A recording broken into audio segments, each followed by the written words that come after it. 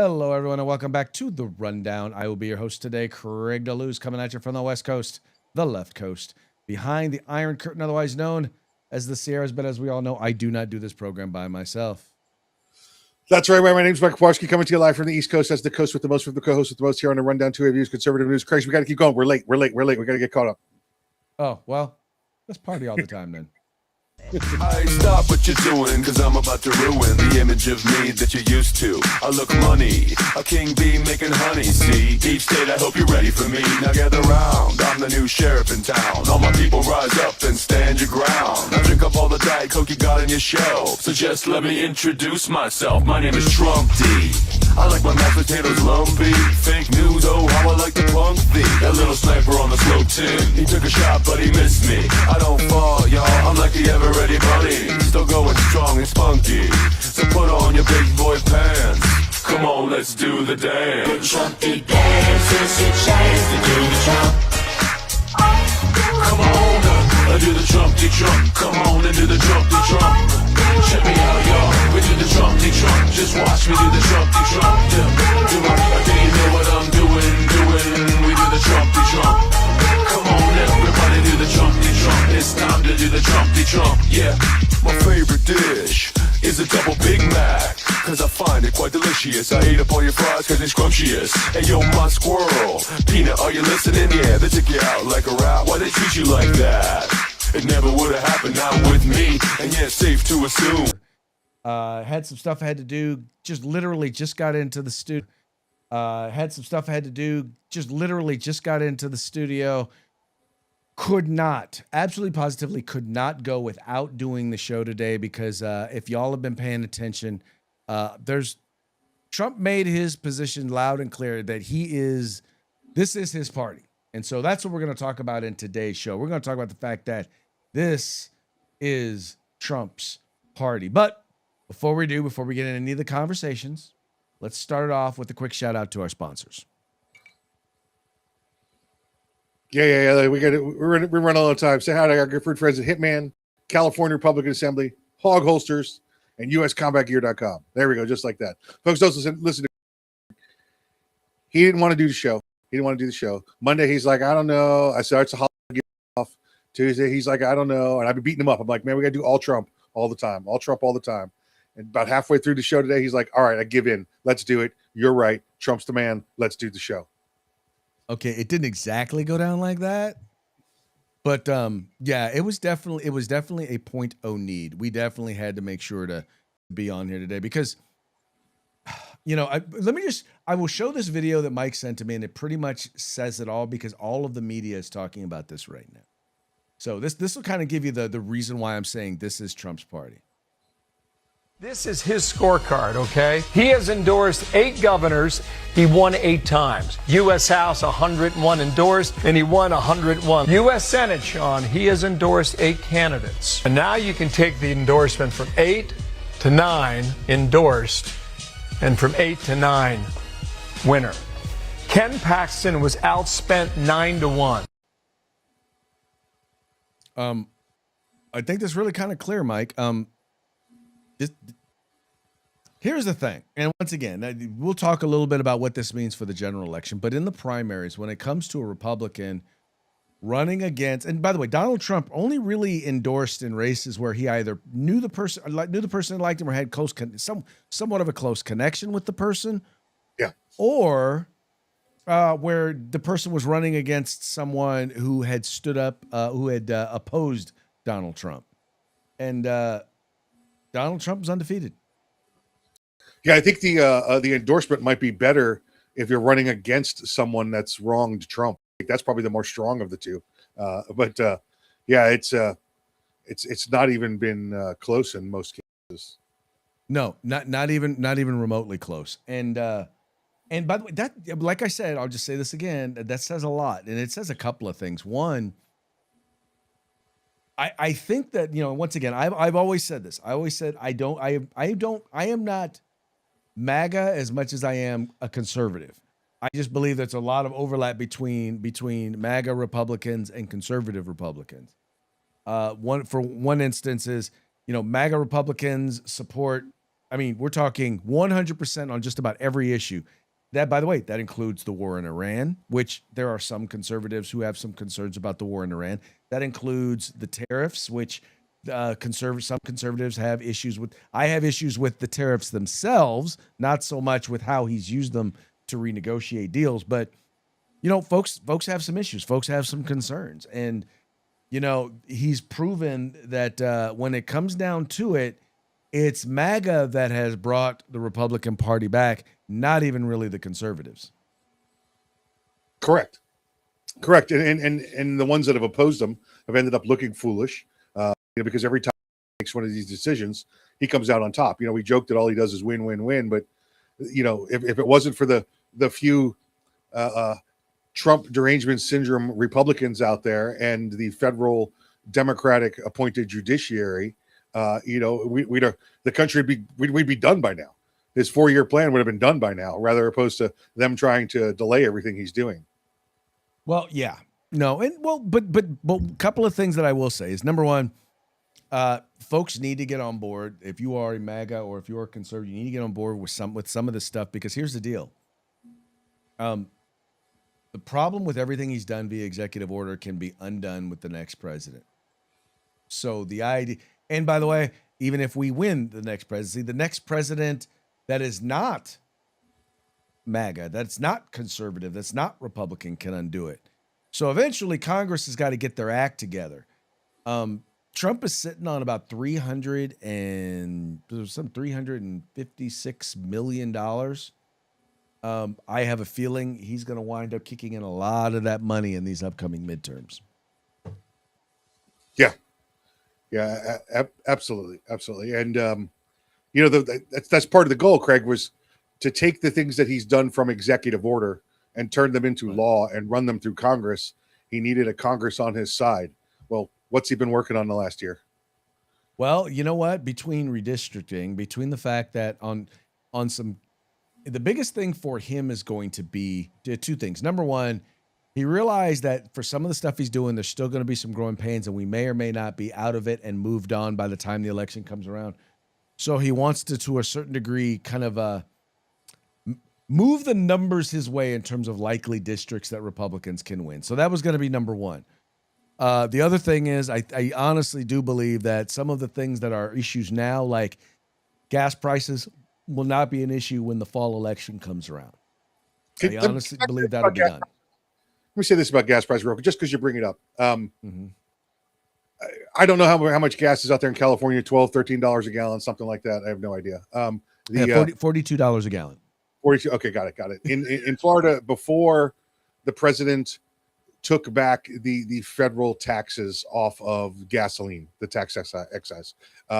It's by the way, that it was $4.50 here, basically average. They he took away the 18 cents. He took away the 18 cents per gallon. Okay. So if it's 4.5 per gallon, right? So you're talking 4.5 gallons of gas, right? That's 81 cents. Gas has gone down here about 30 cents. What happened to another 50 cents? Huh? How come nobody's on top of these oil companies for keeping that extra money and put it in their pocket? Why didn't it just drop 81 cents immediately? They decided to not lower the rates that much and put more money in their pockets, the greedy bastards. Well, you do have some profit taking. Let's just be real. You do have some of that profit taking that's taking place. That's what is funny. Gavin Newsom tried to go after Chevron because out here, I don't know about anywhere else, but out here, Chevron is like 70, almost 80 cents a gallon more than any place else. But you can go to the AM PMs or the mom and pop shops and you can get gas significantly cheaper, but it's still expensive. I mean, I just keep in mind when I was out there last, gas was like $2.89 a gallon. Yeah. So gas is definitely up, and we know why it's up, and Trump's not denying why it's up. He's just saying if it means keeping Iran from getting a nuclear weapon, it's worth it for now. I happen to agree with him. On that, as long as it's not a permanent thing. And I think that I do not believe it is going to be a permanent thing. And I think anyone in their right mind who's objective would also believe that's not going to be a permanent thing. The problem with the permanent thing is it's not the government setting the price. It's the greedy oil companies setting the price. The price of gas per gallon prior to what's going on with Iran was basically the same price it was pre 9/11. It should have been gas should have been $1, and a quarter. But once they knew you're willing to pay $4 or $5 for it, they're never going to let you have that back again. They're going to keep increasing their profit margin that they're going to keep. Why we can't take them and put them in a room and say your monopoly's over, I don't understand. We could do it with every other industry, but not with them. Well, when gas was under $3 or down around $3, I felt like that was doable, right? But we haven't been, at least in California, we haven't been around $3 for a while now. Well, that $3 price was the same gap price that a barrel of oil was costing us pre 9/11. Right. Well, right. You also have to keep in mind that we also have the 20 to 25% that Biden inflation has increased the cost of everything. As well as ironically, I did send you another email or video. I don't know if you saw the one where Biden was telling the country that you're just going to have to put up with high gas prices until he figures it out. Yes, as a matter of fact, I did. I'll download that one. We'll play it for folks. Well, let me ask you this, man. So now that this is Trump's party, how is that different than say it being Ronald Reagan's party or a conservative party? What do you see as the primary differences between Trump, MAGA, and then traditional conservatives? Don't say because we already know the problem with the establishment Republicans. I'm not even talking about them, but I mean the difference between the conservative Republicans and the MAGA Republicans. Because right now, MAGA's running the GOP. So I don't see it as a policy thing, Craig. It's not a policy thing for me. That when you talk about the difference between the Reagan party and the Trump party, what that tells me is the party's united. Doesn't matter to me what the policy is. I have a party that's united 80-90% behind their president, behind their leader, as opposed to being split and fighting among them, like you're going through right now in California with your governor's election. There's no split on when you have a united party and you call it the MAGA party or the party of Trump. When you called it the Reagan Republican Party, they were united in what they did behind one man. Well, and that's the thing. So in actuality, and this is the funny part, is other than the fact that there are two different candidates and they're fighting with each other, ideologically, there's no difference. I mean, there's very little difference between Chad Bianco and Steve Hilton. Either one of them would be worlds better than anything the Democrats have to offer. My frustration is they're spending so much time beating up on each other. And I'm like, you're spending money against time, energy, effort, and money against each other. And all you're doing is keeping each other's numbers down. Spend some money, spend some time, energy, and effort going after the Democrats. Get whoever there's two Democrats right now that have a shot to make it into the top two. You need to get them out of there so that the two of you are in the top two. Then y'all in the general election, y'all can fight it out. But you're right. There's got to be a unified purpose. And there are some people, and I'll put Thomas Massey in that group. There are some people who have allowed the perfect to become the enemy of the good. Meaning, if we can move in the right direction, it may not be the best, it may not be what you want, but if it gets us closer to where we want to be, then you need to get on board and you need to support it. You can even voice your reservations. But you still got to say, look, this is a move in the right direction. Let's do it.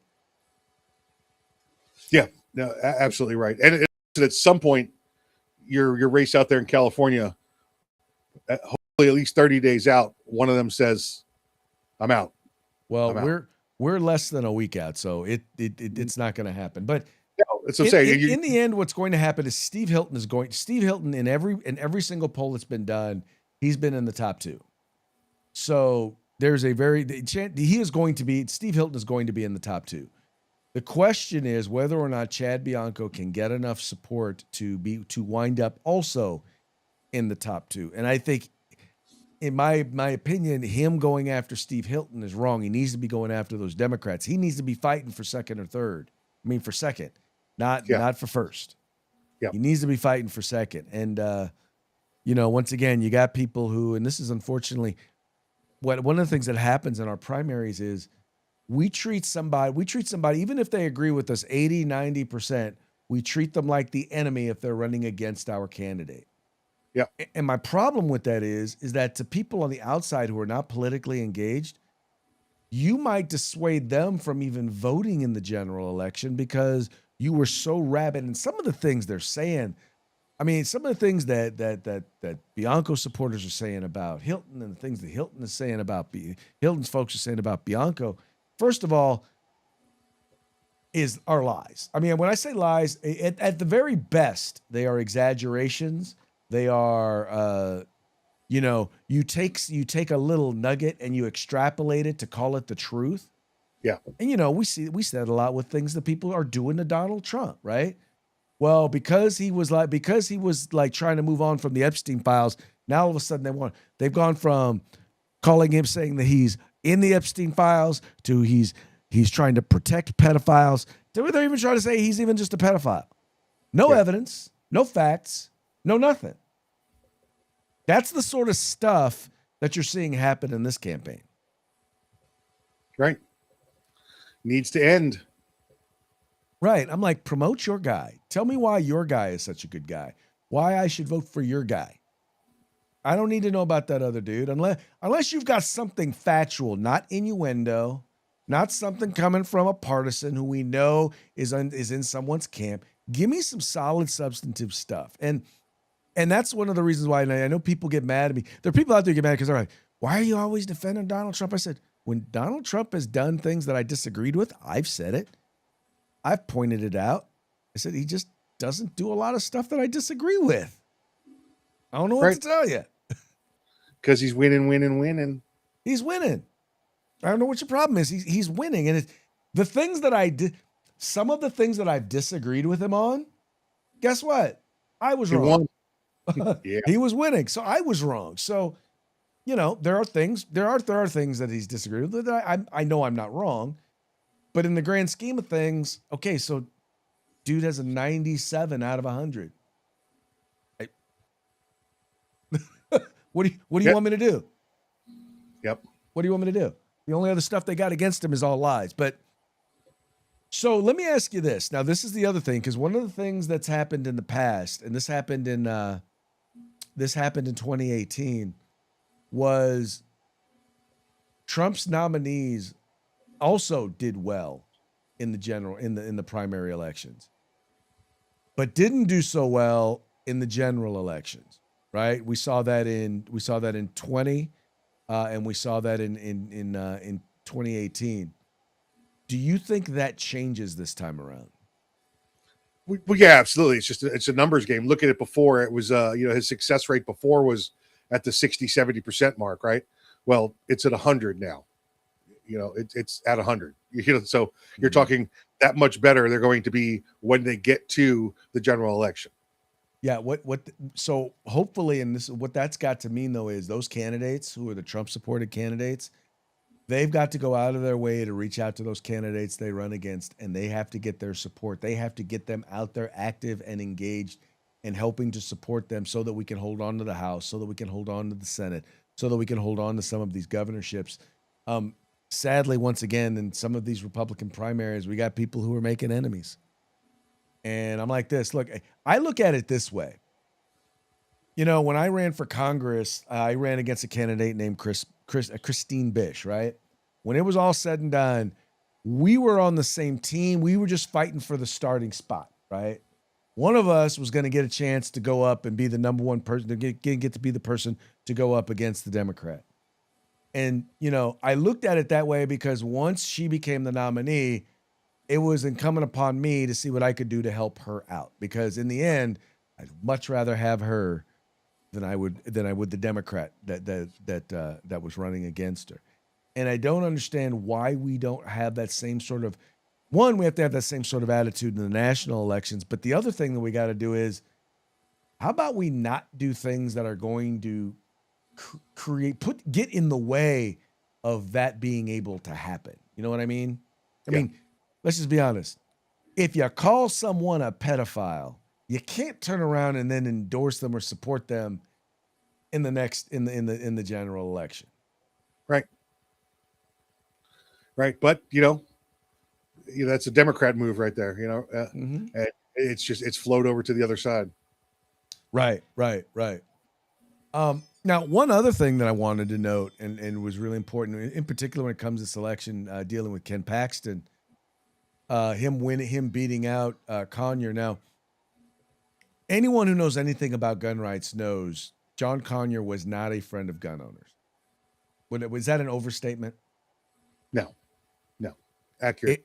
He's definitely not a friend of gun owners. I'm not saying I would go as far as to say he was anti-gun, although I believe he was. I'm sorry, he was. He wasn't as bad as some Democrats, but he didn't support gun rights as though it were a right.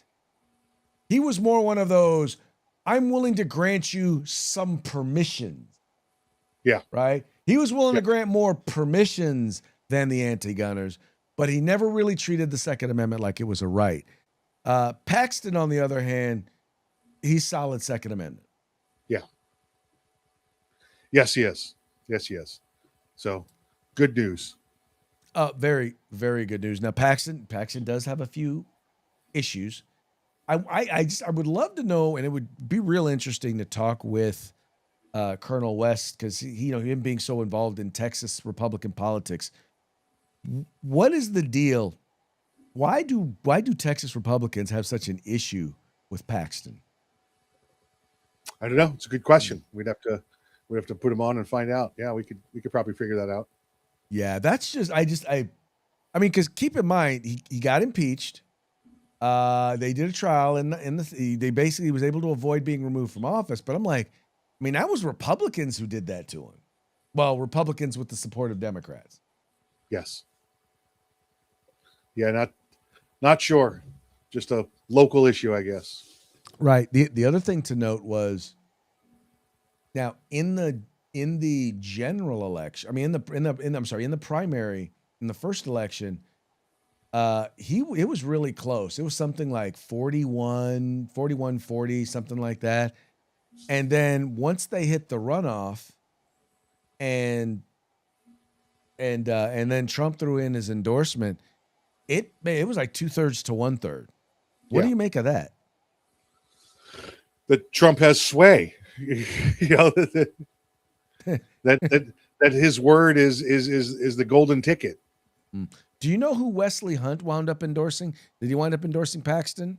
I do not know who Wesley endorsed, if he did at all. I'm gonna look it up real quick. Who did Wesley Hunt endorse? Nope, he backed Paxton. Yep. So okay. Now I'll tell you what. If I had a choice of the three, Wesley Hunt would have been the dude. Sure, absolutely. He would have been the dude that I would have liked to have had. Number one, he's not part of he's not an insider. Right. But if there was a guy who is, I mean, what I like about him is he's very effective at going into the enemy's camp, going on liberal media and challenging them and making them look like fools. Kind of like Byron Donald is very good at that. Marco Rubio is very good at that. And I think to a certain degree, the next generation of Republican leaders have to be comfortable going into the lion's den and taming the lions. Well, it's what we need. We've gotten to the point where, remember, politicians just became the right person that we knew we could get elected, as opposed to these people that are leaders, right. and putting them in these positions. It's amazing what happens when you put leaders in positions. They get elected. They can get elected. That's the big thing. And when you have people who are solid in their values, who are committed to their values, and I will say this, Marco Rubio is not the Marco Rubio who ran for president in 2016. He's not. His hands are bigger. His hands are bigger. According to President Trump. Yes.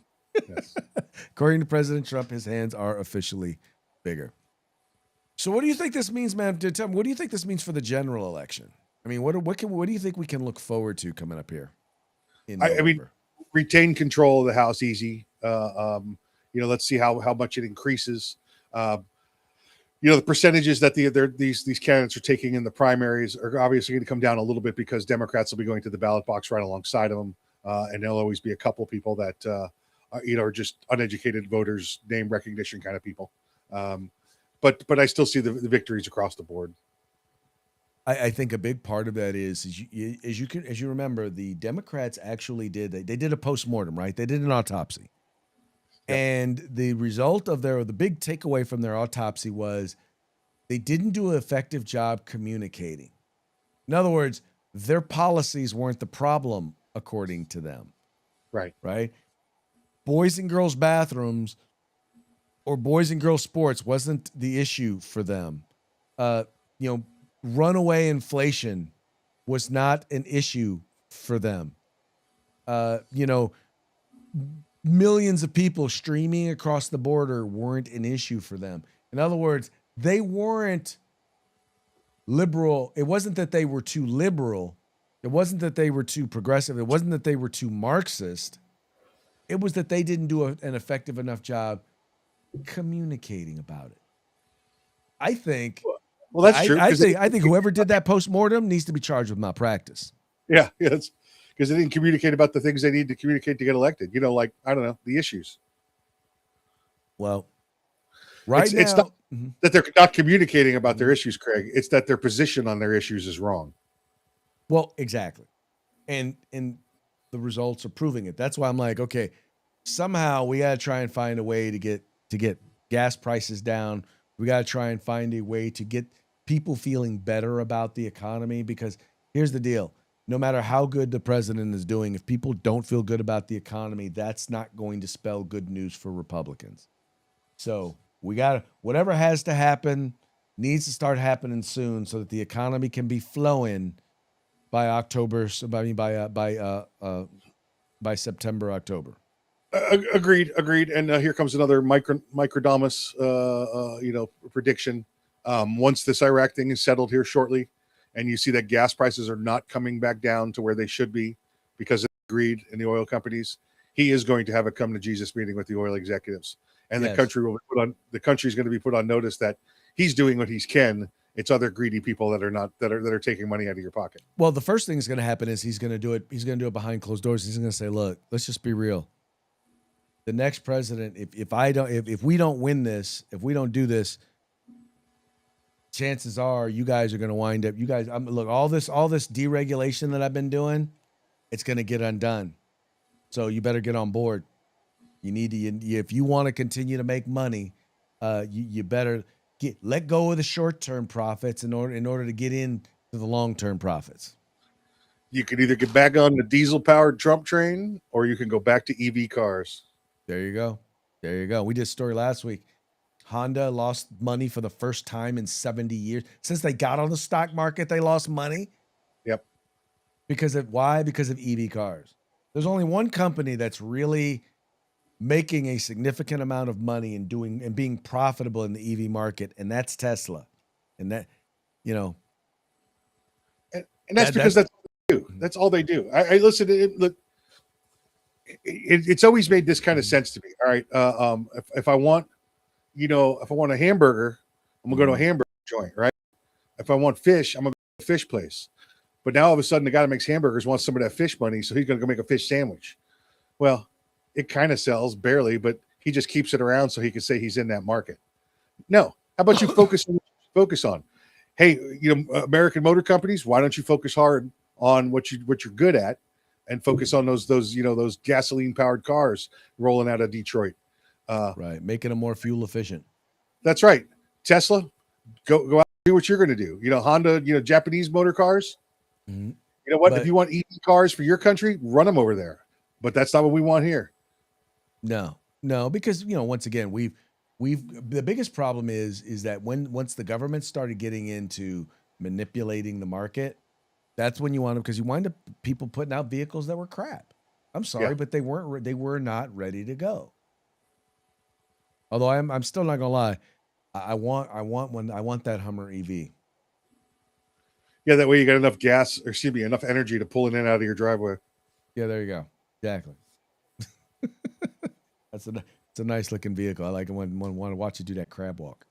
Yeah. Anyway, man, look, folks, for those of you out there who are not Trump supporters, let me just tell you something.